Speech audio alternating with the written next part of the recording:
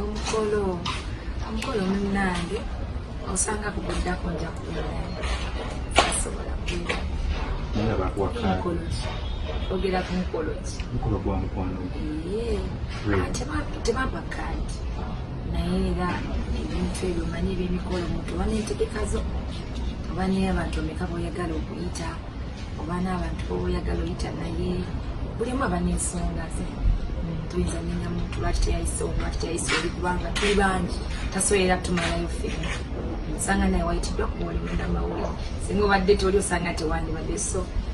omukulu okusanga gwabadde nga balina enamba gye badde baagala okuba nti abantu balira ku mukolo okimanyi kuba mu bantu bayisuubirwa tulina okuva ku mukolo toganze ndi nnyo muli wa mmere abantu beewuunyiza nnyo bagamba bakiki oba newadya ttiimu erizi biki nzirize sirina nsonga lwaki mbeera ttiimu yonna yalina pulaanize era nga bwe bangi era abataabaddeyo nti tosobola kumalayo Uganda yonna kuba tuli bangi ngomanyifu omukolo twagulaze bwenyesi kusanyuka kimanya wabaddeko ngaokulaba alabyeko ebimu omukolo gwanyumidde nange omuntu omukolo wagulabye otisaizi omukolo gwatambudde bulungi twaliza wamu by the way I loved bategese bulungi abagole ngeti bayambaddemu it was so good bayambadde colors ennungi nebimakinga nazo omu omukolo gwanyumidde bwogera ku fashion abagagede fashion ya Rema ekite ekiyayambadde bagamba Christmas yajekedde Christmas nedda buli muntu yenna yandyagadde okuba unique omukolo gwe kubanga ogwo omukolo gujja lumu mu bulamu so omuntu okola entegeka n'okola enteekateeka ng'olina gwe bw'oyagala okulabika so nze kinsanyukiddeko ku ekyo ekintu bwe bweyambala ekintu ekiri outstanding ensonga lwaki olukimbuuzaako ensonga lwaki kyafuuse ensonga buli wamu olw'ensonga kyabadde unique buli muntu yagala nnyo obeera unique mu ngeri ye oba ku mukolo bwe gutyo nze kiteteeye nga nze kyankoledde I can rock that outfit nange wemaaso olujjambala kitegeeza nnungi just abamu tosanga tebakitegedde butegeezi but ekyo kiteteeye kiri unique and kimanyi kiri expensive because that kind of lighting ekyo mikolo gisobire biri mu gumu kibadde soon naye mutiisizza kale bantu I don't know kuba kati olaba leero omuntu ayinza nange bangamba Spice funayo omusajja tulaga omusajja bane bakuwasa eva ku biki simala ku bijja biki nobawuliza nogamba munange kakola ekyo nate nakyo bwekikola nga tebakuvumirira kwegamba simanyi abannayuganda kyebaagala simanyi bannamawulire kyemwagala you confuse us kale Spice gwadda ku Rema nze simanyi kubanga bandi n'enkyalo gwe bagenda owasa neruli tomanya but soon maaso awo mukirinde kubanga waliwo ekintu ekirungi bambi tukisiime tulabe ekirungi mukyo kubanga tewabadde mistake ku mukolo gwa Rema zisaagirabe nanze omuntu nammwe temwagirabira mukimanyi naye muli yes and mikolo meka egibadde mu Uganda nga siitiddwa era waliwo gibeerayo ne bampita so ekyo si kyekikulu naye tulaba fena because we are Ugandans tunoonye ekirungi mu kirungi tuleme kunoonya kibi mu kirungi tuleme kuforcinga ekibi kibeere mu kirungi that's all I can say kale Spice wande tebakuyise baako obugambo bw'okulya Rema ng'omukyalo obuyagenze nze mwagaliza birungi mwagaliza obufumbo bulungi kuba buli mukyala nabayo omukolo bagwa muyimbi mulala oba mulala mulinde ogwo ekyo kiveewo mu ggwanga egunajja mulinde ogwo tubiveeko era muba mulina bivaako ate muba munaasulaku ekyo tujja kuguba omukolo kati ninde mukwanze mumutiisiza nnyo temu appreciatinga temusiima kirungi Spice gogenda kubigambo by'abantu nze nokyengamba kyekino mugwanga you know I'm a Ugandan sizagala mbu badde sifollowinga bukimu kitambula maaso mwegenyini bannamawulire mumukuza ensonga zino emabegakaawo omukyala yayimba sirimu yembeera nemumuwagira nnyo nemugamba omusajja alina kimaking official ki well maybe it didn't go well nafuna ate omuntu ate nakyo munoonyayo ekirimu kyo mwandibadde bamusanyukirako kuba buli mukyala yenna nange kenyini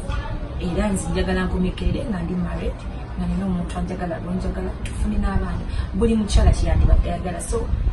maybe emyaka gyalimu ne bbanga yali mwandibadde musanyukirako but nsinaayo kintu kye yakoze munakimutamu ate nandibadde kugamba nti ngenda kwanjula omwami wange kyoganda ngenda mufuna nkya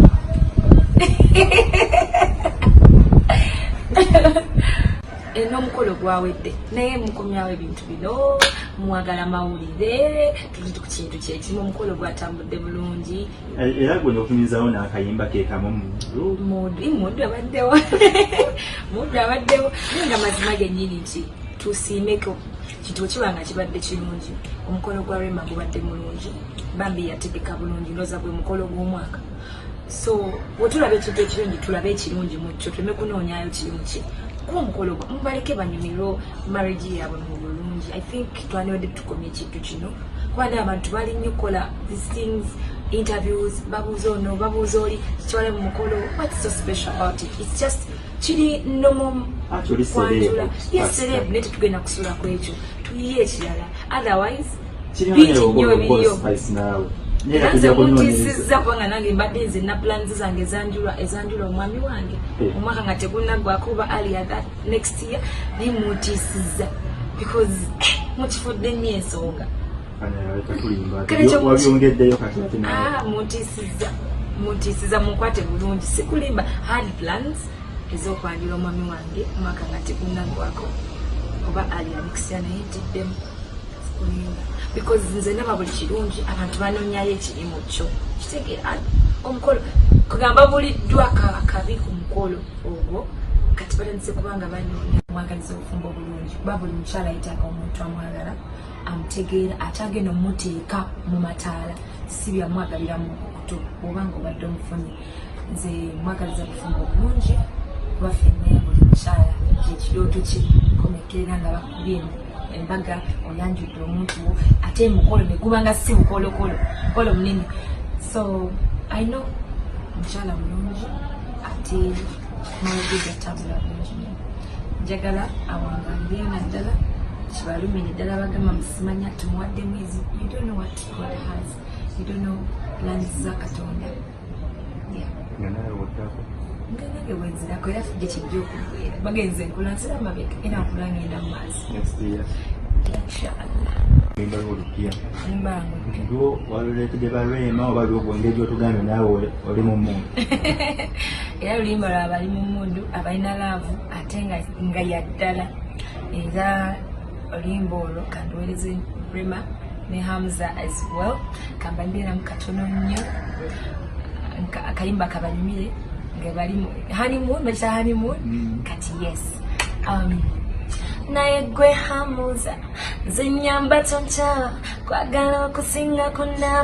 namba moja bangi gyebalumba mukwano nze ngamba nineno kyengamba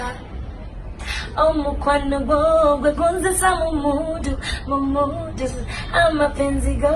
kabaweereza Hamza and Rema bakayita mudu kayimba kankapya nnyo era kati mudu ze tulimu za Freedom City January 17 chovola manchi kati mkono affe gituwuuba ele wadde ogenda otuubula Spice yeah Rema mukyala gwe Spice mukyala business man